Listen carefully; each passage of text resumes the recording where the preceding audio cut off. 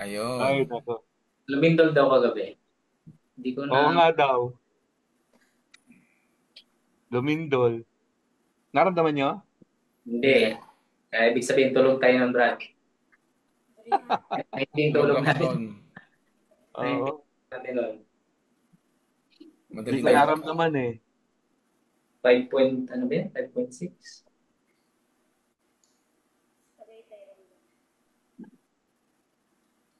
5.6 ang lindol? Yan po yung, Malakas na rin yun. Talaga? 5.6. Ramdam na rin yun. Hindi ko naramdaman. Tulog na tulog ako. Anyway, so okay na rin yung di natin naramdaman.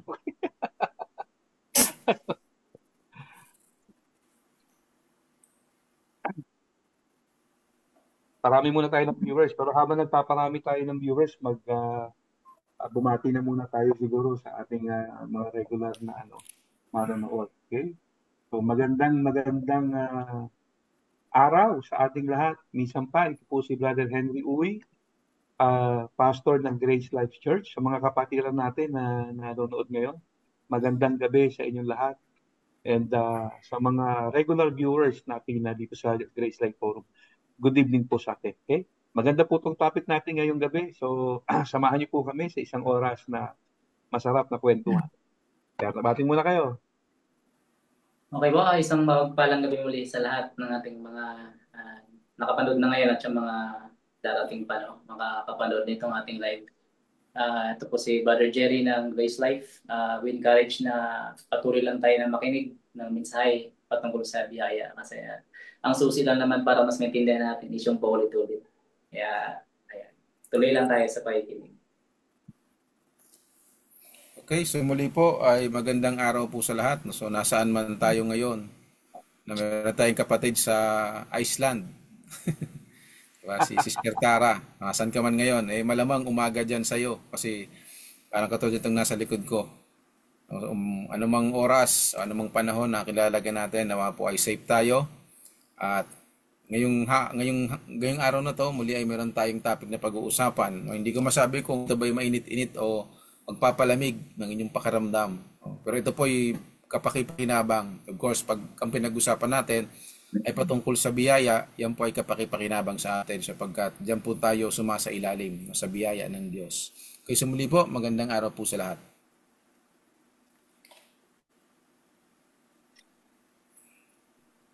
Okay, so tuloy-tuloy na ba natin? Pwede na. Sige, simulan Okay, na natin. At sige. nang makarami tayo. Yung iba naman dito, karamihan ay nanonood sa atin na after ng Shout out kay Pastor Vic Mayordomo, kaibigan natin to, na pastor from saan nakatira to si Victor. Okay, ko na matandaan. Ano pong apelyido? Ating si Pastor Vic Mayordomo from Fairview, Quezon City yata ito, si Pastor Vic Mayordomo. Okay? Good Ganda ng evening sa apelyido. iyo, pare. Kamusta ka na? Okay. Ang ganda ng apelyido niya, Pastor. Yan ay servant ng Panginoon kasi yan ay Oo, mayordomo. Mayordomo. Oo. Servant ng Panginoon Kasabayan ko yan. yan na kasabayan ko yan nung halos nag magpastor kami. Kasabayan ko mag full time. Kami nila nila Pastor Lores. Kilala niyo ba 'yon? Si Lau? Hindi hindi niyo kilala. Kilala ko pa si Pastor Lau sa Kilala Suki. mo si Sige. Lau. Ayan, magkakasabay kami niyan. Shout Okay? out po at pagandang araw po, no? So mabuti pa kayo mayordomo.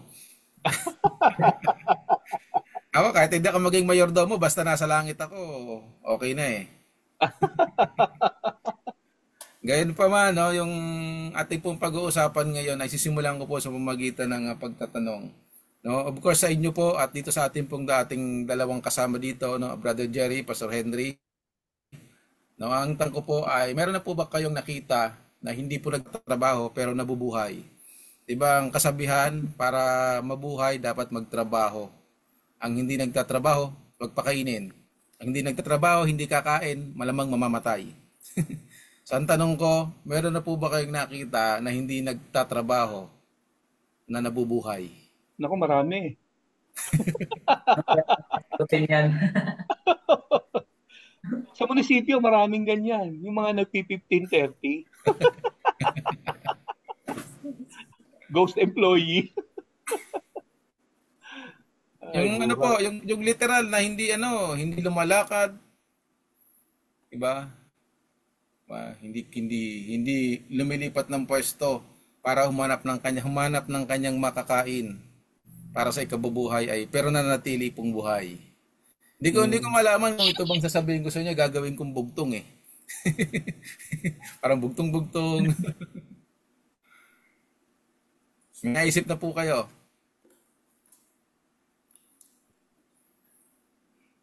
Sige. Hindi gumagana Magandang isip pagsa- ko eh. Yan. Meron po, pastor. Yung mga nasa likod niya si Brother Jerry, merong nasa gilid niya diyan eh. Nabubuhay yan kahit hindi magtrabaho eh, hindi kumikilos. Ay, ito. Yan. Si Pastor Dan, meron ka rin po pastor sa likod. Ano yan? Halaman, yung halaman ninyo pastor. Okay. Ayan, Plastic diba? lang yan eh. Pag totoo, mabubuhay yan. Pag totoo, mabubuhay yan. Mga puno ay nabubuhay sila kahit hindi sila kumikilos. Yung sa bundok, patuloy na yung mga puno ay patuloy pong lumalago. So hindi naman sila nagtatrabaho, no? Ngayon kung bakit ko po nabanggit 'yan, may kinalaman po kasi diyan yung ating pag-uusapan. No, yung ating pong title ngayon ay Faith Without Work is Alive. Ulitin ko po, Faith Without Work is Alive. Maaari po bang mabuhay yung may pananampalataya na hindi kumikilos o hindi gumagalaw? Controversial na naman 'yan. Hindi Faith ko alam without kung work is... Kasi sanay tayong mapakinggan, faith without work is dead eh. Oo, yun eh. Yun yung traditional na napapakinggan natin. Ngayon ay medyo bigyan natin ng twist. Pero bago po tayo usgahan, no? O baka kasi nagsisimula pa lang tayo, mahahatulan na agad tayo, no? Maigi po natapusin natin yung ating forum ngayon para maintindihan natin kung ano pong paliwanag. Kasi malamang baka yung iba po dyan naglalaro na sa isip nila in James chapter 2. May sinabi ni James na faith without work is dead. No, so bago po ninyo kami hatulan ay maiging mapakinggan niyo po muna yung aming pong paliwanag. Of course meron po tayong basihan sa salita ng Diyos. So maaari bang mabuhay, no, yung nananampalataya na hindi kumikilos o hindi gumagawa? So yun po yung katanungan at yun po yung title ng ating pag-uusapan ngayon. At nawa po ay maantabayanan po ninyo nang sa ganun ay hindi kayo basta o hindi tayo basta nagbibigay ng konklusyon.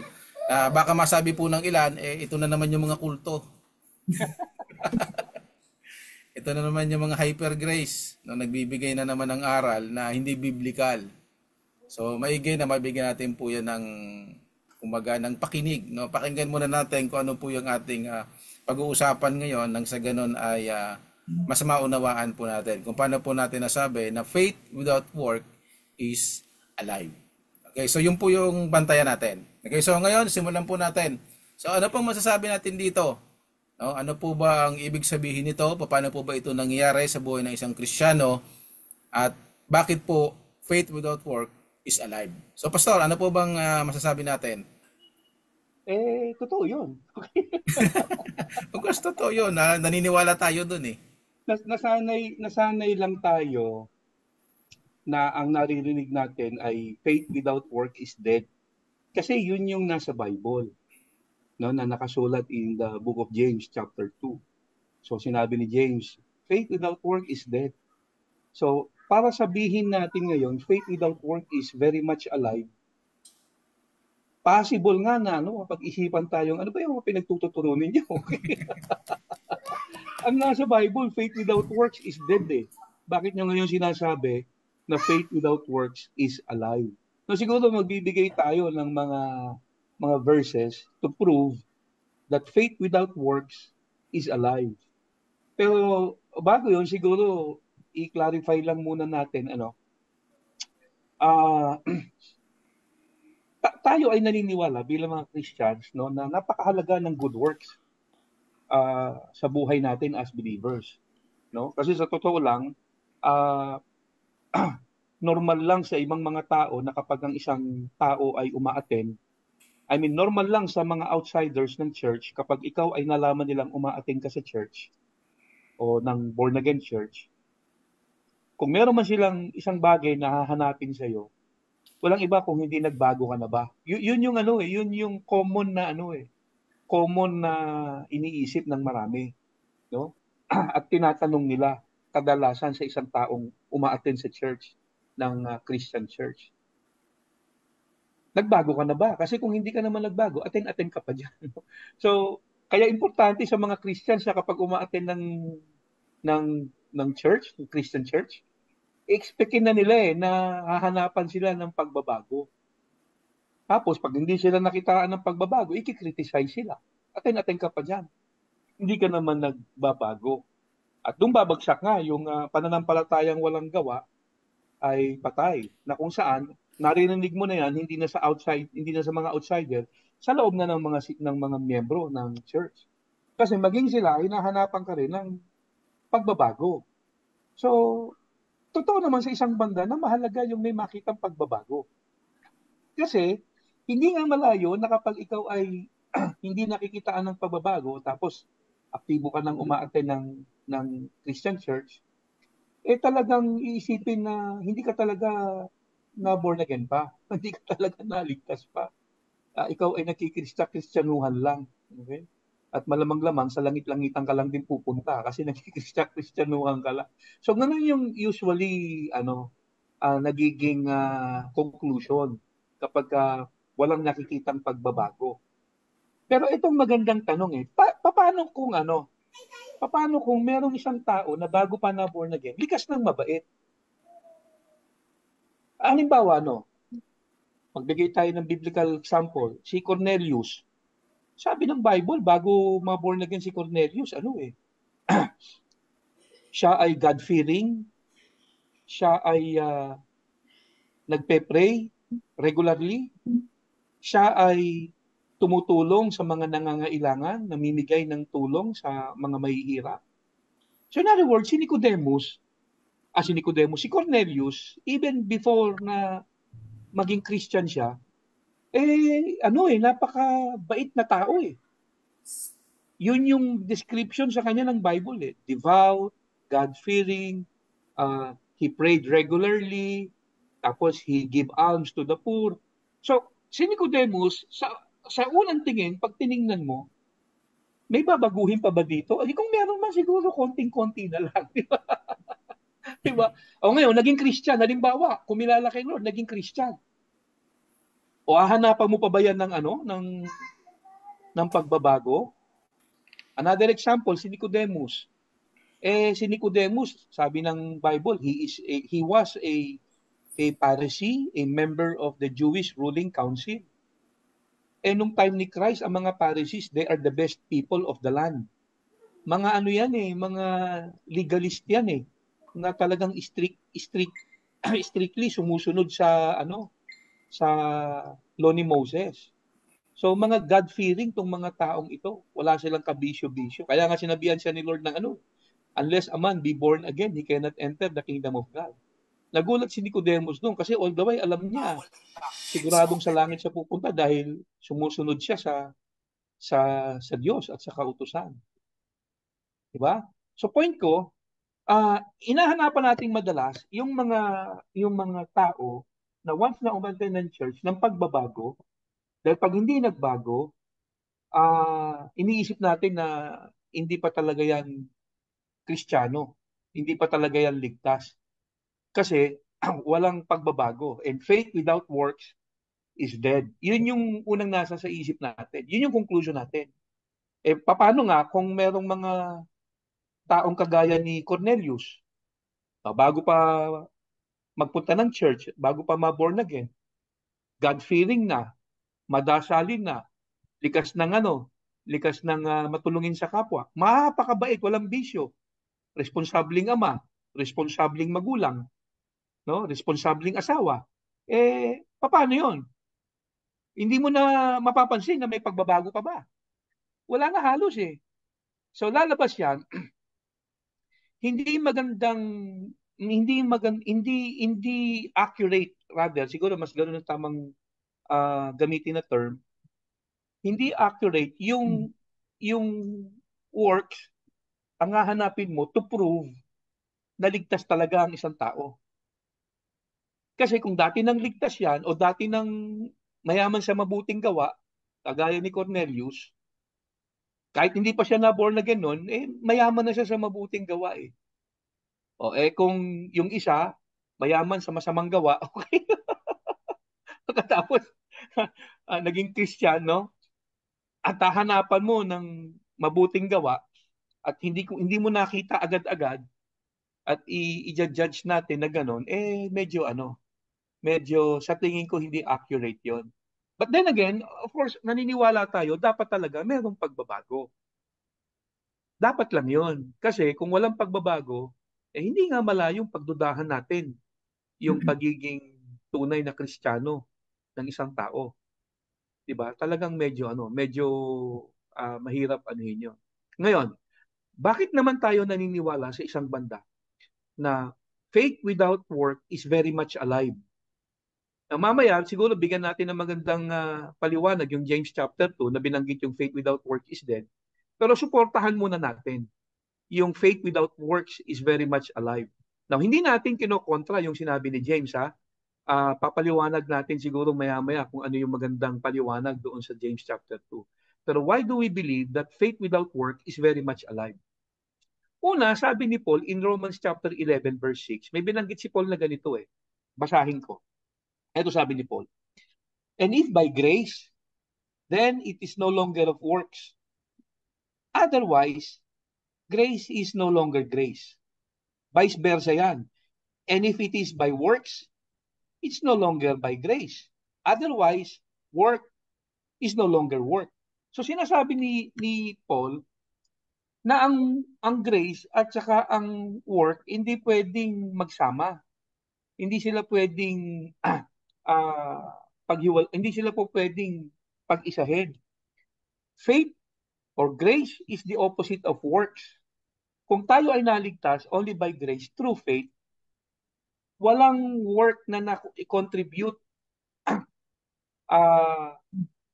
wala ni kahit konting-konti na na-contribute ang work para sa ating kaligtasan. Talagang faith lang ang nagbigay sa atin ng kaligtasan. Nasave tayo by grace through faith.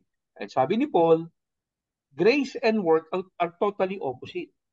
Pagka nilagyan mo ng konting patak ang grace ng work, hindi na siya grace. Same with work. Patakan mo ng konting grace, hindi na rin siya work. Now, pagdating sa salvation, maliwanag na maliwanag, meron binanggit si Paul na ang tao ay naliligtas lang talaga by faith. Tingnan nyo, ito, magbibigay pa ako ng isang verse. Sabi ni Paul in Romans chapter 4 verse 5, ito sabi niya, but to him who does not work, but believes on him who justifies the ungodly, his faith is accounted for righteousness. Now, ang context nito patungkol kay Abraham to eh. Sabi kasi ni Paul, si Abraham daw, he believed and his faith was accredited to him for righteousness. Abraham believed God and it was accredited to him as righteousness. So si Abraham na-justify or naligtas for that matter by faith. Tapos binanggit niya rito kasama nung context na yon, but to him who does not work but believes on him, his faith is accounted for righteousness. So, malinaw dito sa binasa natin, faith without work is very much alive. Kasi ang linaw ng sinabi niya eh, to him who does not work. In other words, walang work na kasama dito sa binabanggit ni Paul pagdating sa kaligtasan. To him who does not work but believes, faith lang, but believes on him who justifies the ungodly, his faith is accounted for righteousness. So it's very clear, faith without work is very much alive. Faith without work is very much alive. Then again, sa mga nakikinig ngayon, huwag niyong isipin na medyo kinokontra natin yung sinabi ni James na faith without works is dead. mamaya po at the end of this program, bago tayo magtapos, itutuon natin ang ating pag-uusap regarding doon sa kinote ni James na faith without works is dead. At tingnan natin kung ano ba talaga ang binabanggit niya doon. May kinalaman ba talaga sa kaligtasan yung faith without works na yan na kanyang binabanggit. Okay? So yun lang ang masasabi ko for the meantime, no? Faith without works is very much alive kasi tayo ay maliligtas lamang only by believing. Ayun yung ating title talaga yun, baka yan nga, baka pwedeng mapag-isipan na kinontra natin yung Bible, no? Kasi ano naman talaga yung verse na yan, known, lalo na sa mga Christian. Kahit nga hindi Christian, siguro naririnig yan eh. Diba? So, pero kung titingnan natin, yung verse na yan, na kung mapag-isipan lang natin siya na nakokontra natin yung Bible. Pero pag dyan sa mismong verse na yan, kumukontra din siya sa sinasabi ni Paul na about sa kaligtasan. Na only by faith. Dito sinasabi sa mismong verse na yan, kung paniwalaan natin yan na dapat may work, so kontra siya doon sa sinabi ni Paul. At hindi pwedeng magkontrahan yung Bible, syempre. At Christians under grace, the New Covenant, we believe na only by faith tayo naliligtas. Yung sabi ni na nag-plus sa isip ko kanina yung sinabi ni Pastor na parang napagdududahan talaga yung mga Christian, mga tao na hindi makikitaan ng gawa. Ewan ko kung nakikita nyo rin sa Facebook, sa YouTube, nagagawa niya ng video clips o yung picture na yung mga tao na pumapasok sa simbahan, tapos yung dulo nahulog sila sa bangin. Tapos parang yun na yung hell, parang gano'n. Ganon minsan tinitingnan ng tao yung mga Kristiyano kasi nga hindi nakikitaan ng magandang gawa. Kaya parang gano'n na lang tayo ginajudge. Although kahit naman yung iba, hindi naman talaga maayos naman yung pamumuhay, maayos yung mga gawa. Pero sa tingin ng karamihan, lalo na kung pagbabasehan yung verse na yan, talagang mapupulaan yung mga most Christian. Kasi isipin natin, ilan ba ang law? Ilan ba yung dapat nating gawing mabuti para tayo ay maligtas? Isang kasalanan lang po yung magawa natin, impyerno yung punta natin. Di ba? To support dun sa ating title na faith without works is alive. No? Magbanggit din ako na isa pang verse, support doon sa binanggit ni Pastor kanina. No? Sa Galatians chapter 2, verse 16, sabi dito, knowing that a man is not justified by the works of the law, but by faith in Jesus Christ. So malinaw, hindi tayo justified by works. Kasi madalas itong verse na to, yung James chapter 2, nalilink talaga siya na papunta siya doon sa usaping kaligtasan. Dito malinaw, hindi tayo maliligtas sa atin pong gawa. At nabanggit dito yung mismong word na law. Ilan ba yung law? Yung sabi ko kanina, 613, hindi lang yung 10. Sumablay tayo ng isa doon, wala na. Patay na, wala na. Kaya nga ang title natin dito, without work is faith, without work is alive. Buhay tayo only by faith. Diba? Yun yung mga patunay na talagang walang kinalaman yung ating ginagawa. Kasi sasablay tayo. Kaya nga po tayo napupulaan eh. So, para maiwasan yon, so hindi tamang gamitin yung verse na yon na ililink siya doon sa kaligtasan. Pero sabi nga natin kanina, magantay lang tayo kasi meron tayong magandang paliwanag about sa verse na yon na kung ano talaga yung sinasabi. Dito, ang pinag-usapan natin, kahit wala tayong gagawin, base sa mga verse na binasa natin, only by faith, merong buhay. Buhay tayo. Masaya ang buhay. Dalawang verse pa lang yung binabanggit natin eh. Siguro kulang na lang sabihin ni Apostle Paul yung salitang faith without works is alive. Yun na lang ang kulang eh. Kasi tingnan mo, yung keynote mo, no, sa Galatians chapter 2, knowing that a man is not justified by works, but by faith. Diba? Parang binaligtad lang niya yung sinabi ni James eh. Kasi sabi ni James, faith without work is dead. Tapos sabi niya, no, hindi tayo maliligtas by works, only by faith. Yes. So kulang na lang talaga gamitin din ni Paul yung salitang faith without work is alive.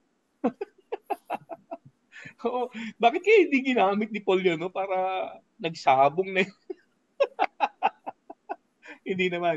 Okay. Kidding aside mga kapatid, hindi naman nagkontrahan si Paul tsaka si James. Meron lamang ah, sabihin nating misinterpretation ng karamihan doon sa naisulat ni Santiago na parang ang dating ay kinokontra ni Santiago si Apostol Pablo na nagturo na tayo ay maliligtas only by grace through faith. Kasi ang dating nung kay James sa unang basa parang hindi ka maliligtas ng pananampalataya lang eh.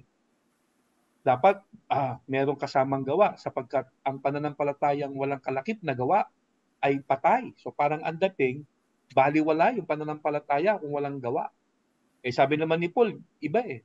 Tayo ay naligtas hindi dahil sa gawa, kundi dahil sa pananampalataya lang. So talagang sa unang tingin, kontrang-kontra eh.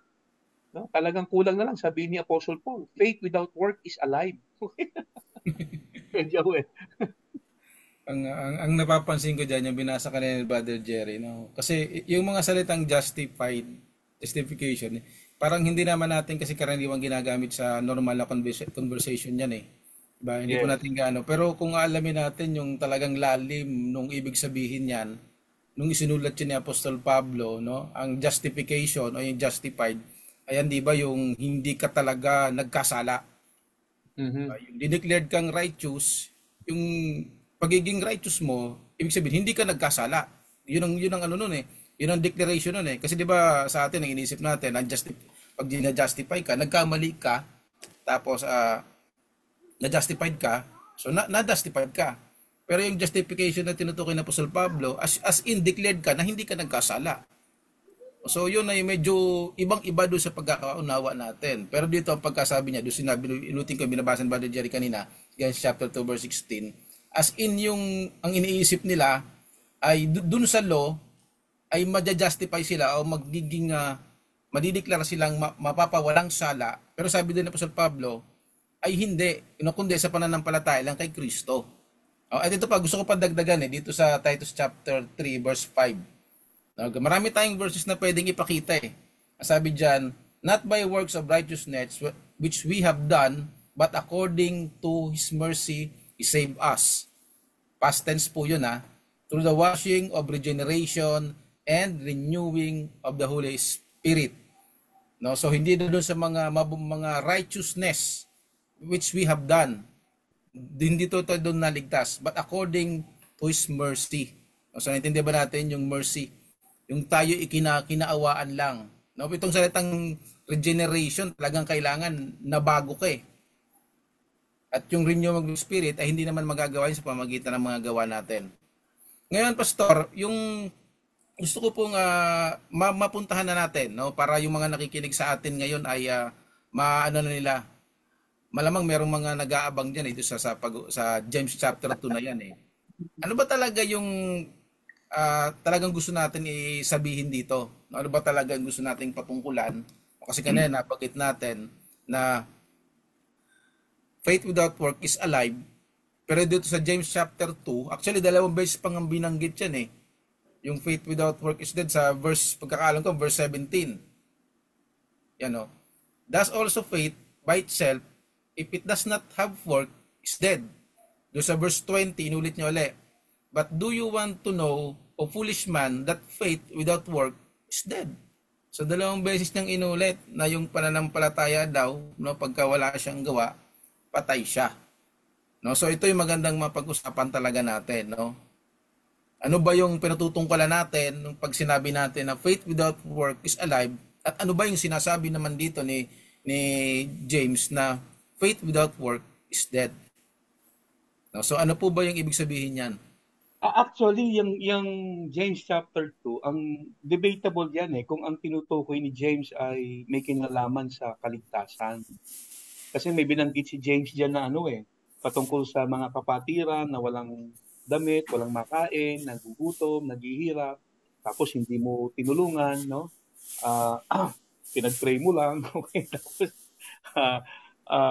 pinauwi mo na, hindi mo tinulungan. Yan yung mga yan yung mga immediate context niyan. Tapos sa bandang huli, ginawang example si Abraham, si Rahab, patungkol doon sa binabanggit ng faith without work is dead. So, debatable siya in a sense kasi kung ginamit yung example doon sa mga kapatiran na tinutulungan at hindi mo tinulungan at sasabihin na hindi ka tunay na ligtas sapagkat hindi mo tinulungan yung mga kapatiran, ang kaligtasan ba ay sa pamamagitan ng pagtulong? Kapag ba ako tumulong sa mga kapatirang naghihirap ay ibig sabihin ako ay ligtas. At kung hindi naman ako tumulong, patunay na hindi ako ligtas. So, yung mga politiko pa, sir, tumutulong din eh. Oo. Kasi yun yung context eh. No? Tingnan mo, basahin natin ha. Sabi rito ni James sa chapter 2, ang una nabanggit niya, sabi rito, sa verse 14, sa verse 15 malap, verse 15. Sige, sa 14 muna tayo kasi doon niya unang binanggit yung faith without works eh. Sabi niya, what does it profit, my brethren, though a man say he has faith and have not works? Okay? So ano daw ang profit kapag merong isang tao nagsasabing may faith siya pero wala namang siyang work? Can faith save him? So parang ang dating tuloy, ang talagang topic is pananampalatayang makakapagligtas. Tapos binigyan niya ngayon ng sample, verse 15.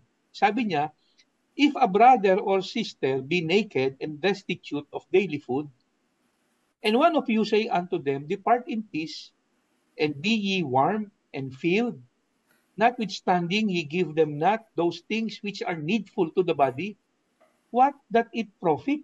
Binanggit na naman niya yung salitang profit. Sabi niya, kung merong isang kapatid, isang sister or brother na nagugutom, walang makain, walang damit, tapos may kakayanan ka namang tumulong sa kanya, pero ang ginawa mo lang, pinag-pray mo lang siya, sister, bahala na si Lord sa iyo. Tapos pinauwi mo na. Kaya sabi ni James, what does it profit? Sabay banat siya sa verse 16, verse 17, even so. Even so. So, meron siyang connecting statement do sa mga naunang verses. Even so, if faith without work is dead. So, binanggit niya yung faith without work is dead na may kinalaman doon sa mga kapatiran na nangangailangan ng tulong. So, ibig bang sabihin kapag hindi ka tumulong sa mga kapatiran, patunay na hindi ka ligtas kasi yung faith mo walang work? So, yun yung isa sa mga isa sa mga dapat natin din tingnan dito. May kinalaman ba sa faith, sa kaligtasan? And if there is, kung meron nga, lalabas niyan yung salvation is no longer by faith alone. Kailangan faith plus works. Hindi naman tayo naniniwala na ang salvation is faith plus work. Kung ito yung babasihan mo, kung ang tinutukoy nga dito is kaligtasan, ang kaligtasan ay hindi lang sapat yung pananampalataya. Dapat may gawa. Yung ba ang clear teaching ng Scripture when it comes to salvation? Sa Bible, napakaraming, sa Gospels na lang, napakaraming mga verses na binanggit ang Lord, ang Panginoong Hesus. Naiisa lang naman ang paraan ng kaligtasan. There is only one way to be saved. Tad-tad ng verses in the Scripture. At ito'y walang iba kung hindi ang sumampalataya ka lang sa Panginoong Hesus. Diba? Isa-isahin natin. Famous verse in the Bible, John 3:16. For God so loved the world, He gave His only Son. Whoever believes in Him shall not perish, but have everlasting life. Tapos ibaba mo ng konti sa John chapter 3, verse 36. Binanggit na naman doon. Basahin ko nga yun para mas makita natin. Sabi ni Jesus after saying in John chapter 3, verse 16, na for God so loved the world, He gave His Son. Pagdating sa verse 36, ito naman ang sabi niya, He that believeth on the Son hath eternal life. And he that believeth not on the Son will not see life, but the wrath of God remains on him. So, matapos niyang sabihin na ang nag-iisang condition sa John 3:16 para ikaw ay magkaroon ng buhay na walang hanggan is to believe on the Son, binanggit niya uli in verse 36 na kung saan, he that believeth on the Son has everlasting life. And he that believeth not does not have eternal life. So yun lang naman ang binigay na kondisyon ni Lord eh. Manampalataya ka. John 6:47, ano sabi ni Lord? He who believes in me has eternal life. Again, inulit na naman niya ang isang kondisyon for you to have eternal life is you believe in Him. John 11, chapter 25, ano sabi ni Lord? I am the resurrection and the life. He who believes in me, though they die, will live. And he who lives and believes in me shall never die. Again, isa lang yung binigay ni Lord na condition doon para ikaw ay magkaroon ng kaligtasan. Simply believe. O tapos si Paul, nung siya ay nagtuturo na, nagkaroon na siya ng clear understanding of how to be saved, nung tanungin siya ng isang Philippian jailer kung anong dapat niyang gawin para maligtas, anong sabi ni Paul? Believe on the Lord Jesus and you shall be saved, you and your household. So isa lang yung dahilan para maligtas tayo. Ngayon, kung yung James chapter 2 tumutukoy sa kaligtasan, no? Kasi sabi ko nga kanina, debatable 'yan. Lalabas niyan ang tinuturo na ni James na salvation ay hindi na by faith lang. Tataliwas siya doon sa turo na ni hindi lang ni Paul, kundi ni Lord mismo. Kasi ang turo ni Lord manampalataya ka lang and you will be saved . Ang turo na ni James hindi sapat yung manampalataya ka lang. Dapat may works. Paano ngayon yun? So magkokontrahan na sila. So ngayon, ako naniniwala hindi sila nagkokontrahan. Since nabanggit yung... sige bro, may gusto kang sabihin? Hindi, inas ko lang po ako, Pastor. Since nabanggit yung mga kapatiran, there is a possibility. So, pagpalagay natin, kunin natin yung idea na hindi patungkol sa kaligtasan yung tinutukoy at kunin din natin yung posibilidad na tungkol sa kaligtasan ng tinutukoy. Dito sa tinukoy ni James sa verse 15 at saka 16 na binanggit niya yung brother or sister na nagugutom, walang makain. Tapos sinabi niya sa verse 16, what does it profit? Parang sinasabi niya na may kinalaman ito sa profitability. Tingnan niyo sabi niya, una binanggit niya, what does it profit? Verse 14. What does it profit, my brothers? Though a man may say he hath faith and hath no works. Binanggit niya yung salitang profit Tapos pagdating sa verse 15, sabi niya, if a brother or sister is in need, shortcut ko na lang, is in need. Okay? Kailangan niya ng pagkain, kailangan niya ng damit. Pagkatapos verse 16, sabi niya, and one of you say unto them, depart in peace, be ye warm and filled. Notwithstanding, ye give them not those things which are needful for the body. Wala ka namang tinulong na binigay. Tapos nagtanong siya, what does it profit? So may dalawang beses niya binanggit yung salitang profit. So in other words, may kinalaman ito sa profitability. So kung binabanggit yung profitability, so parang sinasabi ni James, in the absence of work, hindi ibig sabihin na wala na yung faith. Hindi lang siya nagpo-profit. Hindi nagpa-function. Parang ganito, itong cellphone ko, Itong cellphone, let's say for example, kung maubusan ng power ito, nawala na siya ng power, nag-lowbat na siya, masasabi natin, yung cellphone ko ngayon is dead. But it doesn't mean na hindi na siya cellphone. Okay? Na yung cellphone ay nag-cease na to exist. So yung cellphone ko is dead, pero cellphone pa rin siya. Hindi lang siya profitable ngayon. Bakit? Hindi siya nagpa-function. So para mag-function siya, kailangan buhayin mo siya uli, i-charge mo. So it's in the same token, faith in the absence of work is dead. But still, faith pa rin siya. Hindi naman nawala yung faith. Hindi lang siya profitable, hindi nagpo-profit.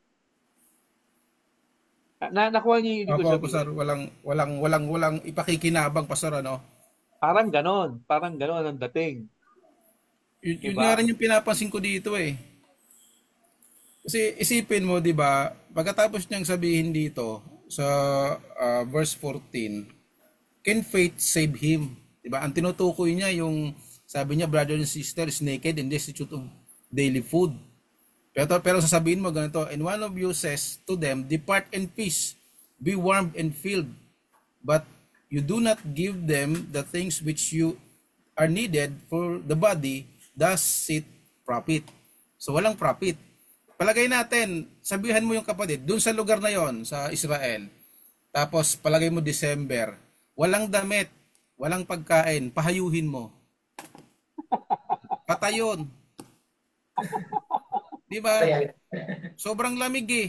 Ang lamig dun sa lugar na yon, lalo na sa disyerto, pag disyerto mo, yung mga lugar na hindi ka pwedeng lumabas dyan ng wala kang damit, wala ka pang kinain. So walang profit. Ang tingin ko mamamatay.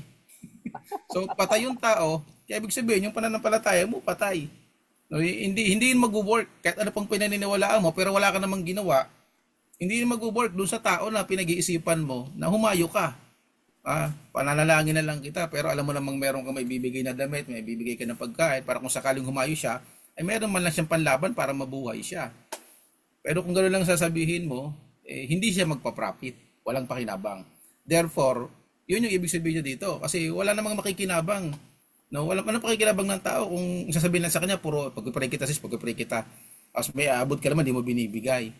Oh, 'di ba? 'Yun yung problema ni James dito eh. Kasi yung mga tao dito, kinakausap niya mga yung mga nagtatangi, 'di ba? Yung merong konteksto to na yung mga mahihirap pinaiisang tabi nila. Tapos yung mga magandang damit, mayaman pinag-uupo nila sa magandang upuan, 'di ba? Yun may eh. Favoritism Oo, may favoritism. At ito po pastor, naisip ko lang din. 'Di ba? Ang sabi ng Ephesians chapter 2, verse 8 to 9, 'di ba? Yung we are saved by grace through faith. Nakuha natin yung grace by faith without the work. Ngayon, paano mangyayari na kung hindi ka mag-work, mamamatay yung faith? Ay kung nakuha mo nga yung grace by faith without the works. Sabihin, makaka-apekto ba yung hindi ka mag-work dun sa grace? Hindi. Kasi hindi mo naman nakuha yung grace by works. Nakuha mo by faith. Di ba po? Kaya maliwanag, ang tinutukoy dito ni James, hindi patungkol sa kaligtasan. Kasi hindi naman makakaapekto yung works dun sa grace na nakuha natin. Diba? Nakuha natin ng grace by faith. Ibinigay sa'yo ng Diyos na nampalataya lang. Pananampalataya, hindi ka naman gumawa eh. Basta ibinigay sa'yo na nampalataya ka. So ano naman ang dahilan na mawawala yung kaligtasan mo dahil hindi ka nag-work? Kung nakuha mo naman yun na hindi ka nag-work. So hindi mamamatay yung faith na yon. Hindi mamamatay yun. Kasi ang tinutukoy nun yung kaligtasan. So dito, ang tinutukoy niya dito na mamamatay, yung pananampalataya na patay, na walang gawa, ay hindi patungkol sa kaligtasan. Tungkol doon sa work, sa faith mo, na dapat nag-work. Na siyang papakinabangan nating lahat. Ganun po yun. Yun lang po, Pastor. Napansin ko lang yung ganon. Brother Jerry, baka mayroong idadagdag. Ayun lang, nabanggit man na rin naman yung sa Ephesians chapter 2, 8 to 9. For it is by grace you have been saved through faith, and this is not from yourself, it is the gift of God, not by works so that no one can boast. Gift of God. Wala tayong gagawin dun. Regalo yun. So, ba't ka tayo ngayon naghahanapan ng gawa? Diba? So, kontra siya. Hindi siya dapat mag-connect dun sa salvation. Dito sa bandang baba nung sa James chapter 2, may napansin lang tayo dito, yung sa verse 20, sabi dito, you foolish person, do you want evidence that the faith without deed is useless? So may binanggit dito na yung ebidensya. So tinutukoy dito, ginawang example, walang iba, kundi si Abraham at saka si Rahab.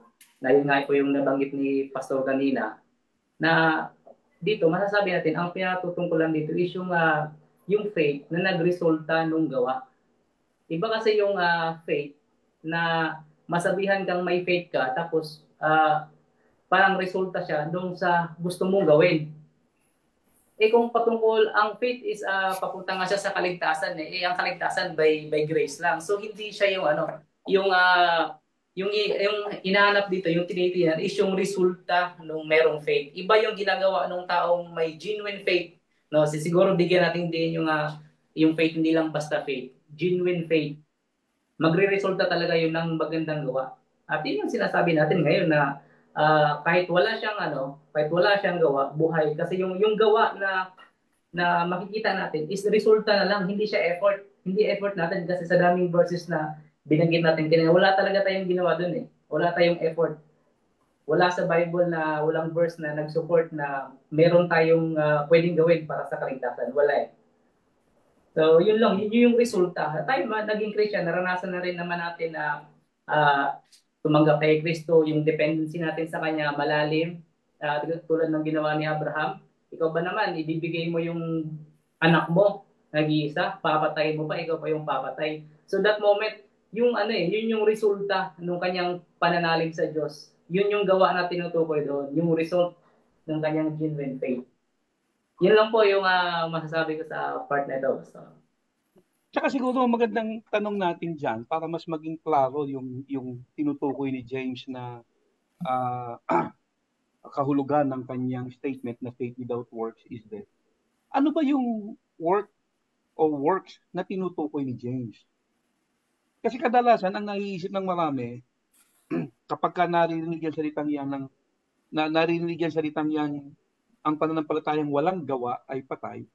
Yung gawa, yung work ay iniisip nila na ito ay parang lifetime obedience, no? Lifelong obedience to God. Kaya merong ang paniniwala ay ang tunay na mga Kristiyano para malaman mong ikaw ay talagang ligtas, no? Hanggang wakas, ikaw ay matatag, ikaw ay sumusunod sa Diyos kasi ang manatiling tapat hanggang wakas, sila yung maliligtas, okay? Sila yung tunay na mga Kristiyano, no? So, ano ba yung work na tinutukoy diyan ni James? Ito ba ay lifetime obedience? Pag tiningnan natin yung context, matapos niya kasing sabihin yung faith without work is dead, binigyan niya nagbigay siya ng example na nabanggit na ni Jerry. Nagbigay siya ng example. Ang ginawa niyang illustration ay dalawang biblical character in the Old Testament. Sino yun? Si Abraham at saka si Rahab. Sabi niya rito, basahin natin. Tingnan natin. Una, sabi niya sa verse 22. Tingnan natin sa verse 22 para makita natin yung sinasabi ni James with regards dito sa faith without work is dead. Matapos niyang sabihin yung faith without work is dead, nagbigay siya ng two biblical character na example. Sabi niya sa verse 20, you foolish person. Nag-NIV ako para mas madaling naintindihin. You foolish person, verse 20. Do you want evidence that faith without deeds is useless?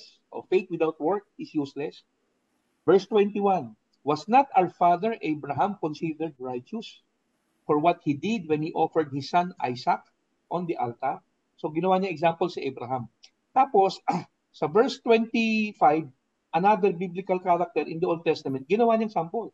In the same way, was not even Rahab, the prostitute, considered righteous for what she did when she gave lodging to the spies and sent them off in a different direction? Verse 26, as the body without the spirit is dead, so faith without work is dead. So binanggit na naman niya, faith without work is dead. Now, ano yung work na tinutukoy dito ni Abraham o ni James na kapag wala ito, faith is dead? Ano yung work na yon? Kasi ang madalas, iniisip ng marami, yung work dyan ay lifetime obedience. Lifelong obedience. Pero since nagbanggit si James ng dalawang biblical character example, which is si Abraham at saka si Rahab, so dito makikita natin, yung work na tinutukoy ni James ay hindi lifetime obedience. Bakit? Kasi matapos niyang sabihin, faith without work is dead, bigla siyang nagsabi ng, was not our father Abraham considered righteous when he offered Isaac? Was not the prostitute Rahab considered righteous when he gave lodging to the spies? So point is this. Sa Abraham, ginawa niya example bilang faith na may work. Tanong, ilang beses bang inoffer ni Abraham si Isaac? Isang beses lang naman eh. Ilang beses itinago ni Rahab yung spies. Isang beses lang din naman. Hindi naman araw-araw at habang buhay ino-offer ni Abraham si Isaac. Hindi rin naman habang buhay tinatago ni Rahab yung spies. So lumalabas, yung work ni Abraham at saka ni Rahab is just a one act of obedient faith.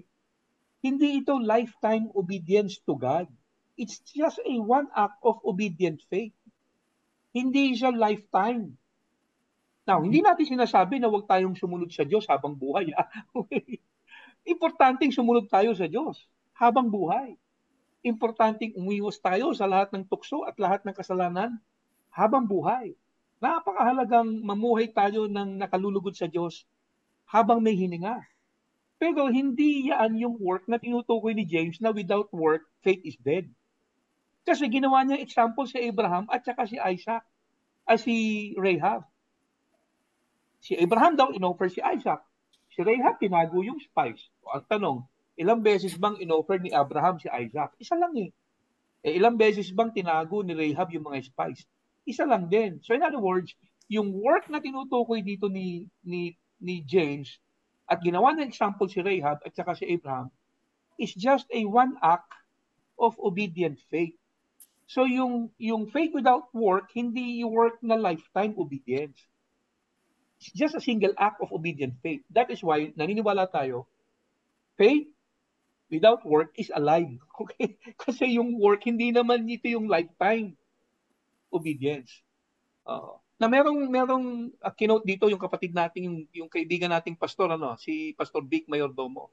Nag-quote siya in Philippians chapter 2, verse 12. Siguro ang gusto niyang dito, yung word na work out your own salvation with fear and trembling. Okay? Na, tama naman 'yon, no? I-work out natin yung salvation natin. Pero hindi ibig sabihin nito pagtrabahuhan natin yung ating kaligtasan. Kasi hindi naman binanggit na work for your salvation. Ang ginamit is work out. In other words, parang ikaw ay nagba-bodybuilding ka. Bakit ka nagba-bodybuilding? Bakit ka nagwo-workout? Para yung muscle mo lumaki. Okay, nandun na yung muscle. Pinalalaki mo lang. So, ganun din naman sa work out your salvation. Nandun na yung salvation. You just need to express it, i-live out. Kaya may kasunod pang verse yan eh. Tingnan natin yung kasunod na verse dyan. Sa Philippians chapter 2. Sabi dyan, hindi naman nagtapos yan sa workout eh. Kasi meron din yung work-in. Okay? Diba? Matapos sabihin ni Paul na work out niyo yung salvation ninyo because it was God who works in you. Tingnan natin sa verse 12, di ba? Sabi ni Paul sa verse 12.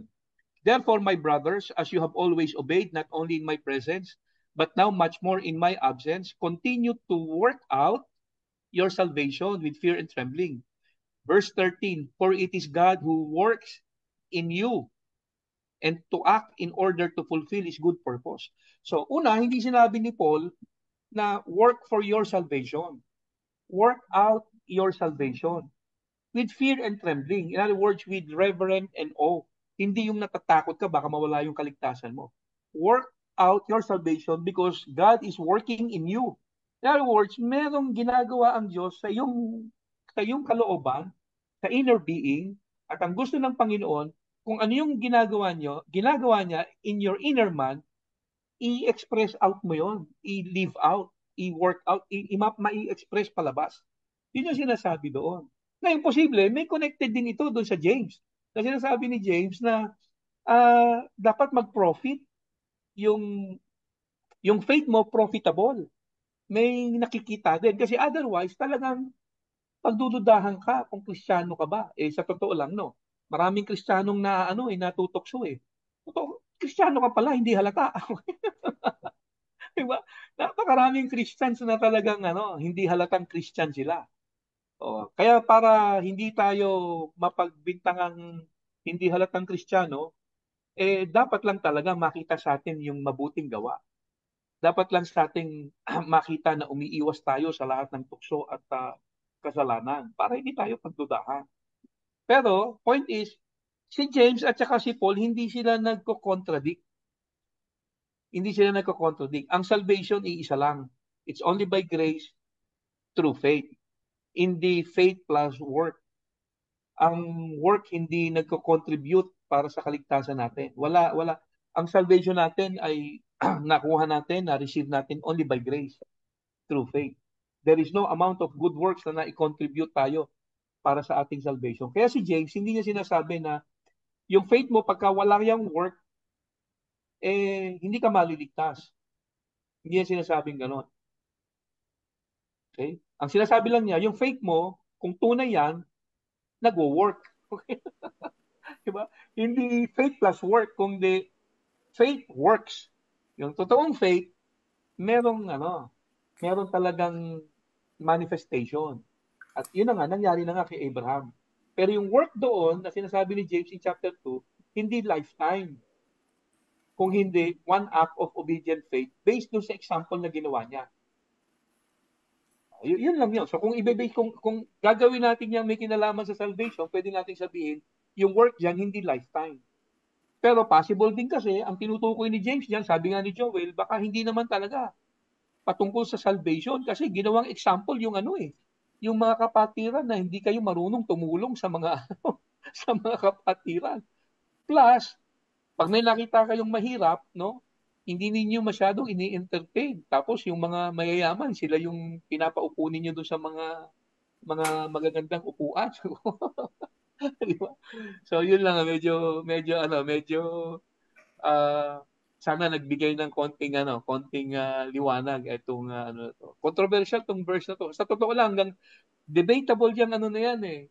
Yung si James at saka si Paul, na parang ang dating talaga nagtatalo sila eh. Kasi in James sabi niya, we are justified by works, not by faith only. Tapos sabi naman ni Paul in Romans 5, we are justified by faith, not by works. Okay. Parang, pero siguro kung si James at Paul ay nandito ngayon, baka napapakamot ng ulo yun eh. No? Ano mo pinagagawa rin nyo? Bakit inyo pinaglaban yung aming mga sinabi? Hindi naman kami nagkokontrahan ni James. Okay. Okay. Yung pong salitang workout tsaka yung work-in, sabay po yun dapat na sabay yun dapat na gumagawa. Kasi ako po nagji-gym ako eh. Pag ikaw mag-workout na wala kang work-in, na pag sinabi nating work-in, ay yung kumakain ka dapat ng masustansya. No? Kaya ako bago ako magbuhat, meron akong iniinom na pre-workout supplement, whey. Umiinom ako ng whey protein para meron akong lakas para bumuhat.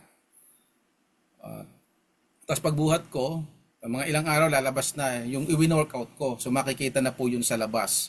Pero may itinutulong po yung sa loob. No, pag tinignan natin yung Ephesians chapter 2 na yan, no, kaya sinabi sa kanila ni Apostle Pablo na i-workout ninyo kasi posible na mayroon na nag-work in. Pero hindi nyo na i-work out. Of course, ang Panginoon ay nag-work in siya. 'Di ba sabi niya doon sa verse sa verse 13, for it is God who works in you. Gumagawa siya sa loob. So dahil sa gumagawa siya sa loob, sabi niya, i-work out ninyo yung palabas. Kasi balance dapat na gumagawa. No? Parang sa ganon, nakikita ng mga nakakakita sa inyo kung paano gumagawa ang Diyos sa inyo. No? Pero hindi patungkol sa salvation yung pinag-uusapan. No? Ngayon, doon naman po sa doon sa James chapter 2, ang iniisip ko lang doon, Pastor, no, gaya ng sabi niyo po kanina, 'di ba, yun ay hindi po lifetime, no? Yun po ay totoo naman, hindi lifetime na yung buong buhay ba ni Abraham ay talagang sumunod siya sa Panginoon. 'Di ba? Alam naman natin na may mga pagsuway din siya eh. So kung ilalagay natin yung works, isasama natin doon sa kaligtasan, mahirap din naman na maging si Abraham lang din si Abraham lang ba pwedeng gamiting example. Alam naman natin na si Abraham ay sumablay din. So ibig sabihin, meron lang specific na senaryo sa panahon ni Abraham na sumunod siya. No? At yung pagsunod na yon ay isang beses niya ginawa. At yun po yung tinutukoy dito ni James, no. So hindi po yan lifetime. No, kasi kung susundan natin yung talagang lifetime at ihalo talaga natin yung works, alam natin na maraming pagsuway si Abraham. Mabigat pa nga po yung pagsuway na nagawa niya na sa akin pong iniulinig-ulinigan ko. Mukhang maging siguro tayo hindi natin magagawa yung ganong klase ng pagsuway. Diba? Magagawa mo ba na ang iyong asawa twice mong ipagkakanulo sa hari nang sa ganun mabuhay ka lang? Sabi nga ng Pastor Henry is over my dead body. Di ba? So, ibig sabihin, hindi po talaga sinasabi ni James dito, no, na works, no, yung talagang magja-justify, no? Kasi isang pagkakataon lang naman halos yung work na yun eh. Kundi ay meron siyang ibang pinatutungkulan, no, doon sa senaryo kung babasahin lang po natin ng ng mainam, no, yung pong konteksto, no, na dapat yung pananampalataya ay naisa sa buhay, no, na ipapakita nitong mga sinasabihan niya. No, nang sa ganun ay makita ng mga tao, no, at kasi tao naman yung dinidil dun sa panahon, dun sa pag-uusap na yun eh. No, kung titingnan niyo mula doon sa chapter 1 ng James, may patungkol dun sa mga dapat nilang ginagawa, no? Pero wala kang makikita sa konteksto nito na ito'y patungkol sa kaligtasan. So hindi po 'yun doon tumutukoy, no? Therefore, no, atin pong pinapagtibay, no, na faith without work is alive. No, yung po yung yung po yung talagang ibig sabihin ng Biblia. Lalo na pag sa Apostol Pablo po yung pakikinggan natin. Dito po kasi kay James ay meron po siyang ibang pinatutungkulan eh. Hindi naman po sila nagkokontra, no? Hindi sila nagkokontang dalawa, no? Magkaiba lang yung kanilang konteksto, magkaiba lang yung kanilang sinasabi, no? So hindi po natin pwedeng pagsamahin o pagrambulin yung dalawa na yan, no? So tayo dito sa Grace Life Forum, naniniwala tayo na faith without work is alive when it comes to salvation. Yes. Pag salvation ang pinag-uusapan natin, faith without work is alive. Ngayon, pag alive ka na, ipakita mo na alive ka at alive yung faith mo. Nang sa ganon, hindi ka mapagkamalan na patay. Dahil kung hindi, sasabihan ka, faith without work is dead. Oo, yun. Kailangan pakita natin na yung faith natin ay nag-work. Nang sa ganon, hindi sabihing patay. At meron naman po silang karapatan na sabihin yon. Hindi natin aalisin yon kung yun ang sasabihin nila sa atin. Kung hindi nila makita sa atin na yung ating pananampalataya, dahil tingin nila mukhang patay. Kasi kung katulad nito ang gagawin mo, talagang hindi ka pagkakamalang makadiyos eh. May pumasok sa simbahan, tapos papangit yung damit, ay doon ka sa gilid, umupo ka doon. Diba? Gawain ba ng makadiyos yon? Diba? Gawain ba nung nasa sa pananampalataya yon? Hindi po gawain ng taong umiibig yun eh. So patay po yung ganung uri ng pananampalataya. So hindi po yun ng so dapat makita. At yun po yung pinapatungkulan ni James dito po sa kanyang sinasabi. So sana po mapaghiwalay natin yung magkaibang aspeto po na yan. So lumalabas, tama si James. Opo, tama po. Without work is dead. Tama po. Tama rin si Paul. Faith without work is alive. Okay? Kasi magkaiba lang sila ng pinatutukuyan nung kanilang mga sinasabi. Kaya madalas sinasabi ni Paul, we are justified by faith only, no? Not by works. Tapos si James naman, sinasabi niya na we are justified by works, not by faith only. Pareha sila ng sinasabi, pero parang ang dating magkaiba in a sense kasi yung audience na kinakausap nila is magkaiba rin. At iba rin yung pinatutukuyan ng kanilang ng kanilang mensahe. So yun lang yun. So parehas naman tama eh. At ang kailangan lang natin malaman kung paano sila i-reconcile. So hindi sila nagko-contradict sa isa't isa. So yung tinutukoy lang ni James doon, dapat nagpo-profit yung faith natin, no? Nagpa-function. Otherwise, your faith is dead. Yun lang yun. Kasi walang work. Okay, paalam tayo mga kapatid. Let's nakaisang oras na tayo. Si Brother Jerry, baka meron ka pang idadagdag. Tapos tuloy. Na rin naman tayo, sakto na sa oras. Siguro mag-last and final na tayo. Word of, siguro encouragement na Patuloy lang tayong makinig ng mensahe patungkol sa biyaya. Nabanggit nga kanina na madalas yung ating mga topic dito is controversial kasi nga nagagamit siya minsan sa hindi maayos na paggamit or out of context siya nagagamit. Kaya ito dito tinatama natin. So dito ngayon sa ating usapin about dyan sa James chapter 2, nabigyan lang natin din na talagang only by faith pagdating sa salvation. Still, faith, even without works, is still alive. Magandang gabi po. Ba't magmumukha siyang dead pagka hindi mo wino-workout? Ganun na nangyari, no? So, encouragement pa rin, no? I-work out natin, no? Yung paggawa ng Panginoon sa works, yung work in. God works in. No? So, importante na mag-work out. No? Importante yan. Maganda na may magandang nutrition sa loob ng katawan, pero hindi yung nagtatapos doon eh. No? Para mag-manifest yung ganda ng katawan, kailangan i-work out. Pero wala pong kontrahan doon, no? Pareho pong maganda yung bagay na yon. No? So, parehong tama po yun. Ano? So, sana po ay nakapagbigay po kami ng linaw, no, doon sa mga nakasubaybay. No? Sana abot po ninyo hanggang dulo dito sa punto po na ito. Hanggang sa ganoon ay nakapagbigay po kami ng kalaman doon sa amin pong mga napag-usapan. So, hanggang sa muli po, no? Hanggang sa susunod po na linggo, na tayo po ay magkakaroon ng forum, nawa ay makasama namin kayo, makapanood po kayo, makapakinig. Nang sa ganoon ay muli tayong lumawak, no, sa salita ng Diyos, matuto tayo sa kanyang pong biyaya. Magandang gabi po at isang mapagpalang araw po sa lahat. Amen. Magandang gabi ulit sa ating lahat mga kapatid, and we're hoping na ito pong forum natin ngayong gabi ay naging blessing po sa ating lahat. Okay? Again, hindi ho namin kinontra yung sinabi ni Apostle James, no, na faith without work is dead. Totoo naman po yun. Okay? Faith without work is dead. Kailangan lang natin maintindihan yung context ng sinasabi niya. Pero sa isang banda, faith without work is also very much alive. Kasi naligtas tayo only by grace, through faith, not of works. And it's a gift. Okay? So, totoo rin naman sa isang banda that faith without works is alive. Sapagkat naligtas tayo only by faith. Magandang gabi ulit sa ating lahat mga kapatid. See you next time. Ito po ulit si Pastor Henry Uy from Grace Life Church. Kita-kits po tayo next time mga kapatid.